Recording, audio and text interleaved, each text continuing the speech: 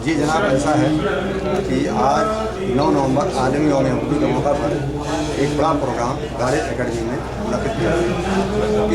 इस साल के प्रोग्राम की थीम थी कि उर्दू लिखने पढ़ने वालों की तादाद में लगातार कमी आ रही है, जबकि चाहने वालों की तादाद में इजाफा हो रहा है। तो उर्दू चाहने वालों को हम क्या कुछ दें, कैसे उसमें इजाफा कर सकते हैं, इस थीम को लेकर के ये प्रोग्राम मुनक़िद किया गया है।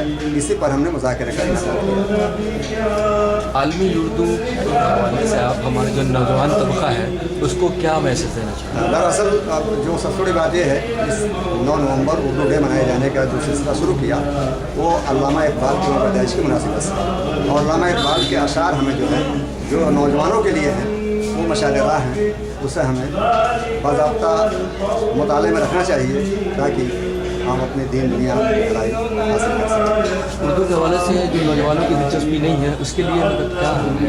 मेरे ख्याल से नौजवानों में दिलचस्पी तो बहुत है, चूँकि ये क्रेज़ है। हर कोई चाहता है कि मेरी शख्सियत बढ़े, मुझे लोग अच्छी तरह जाने।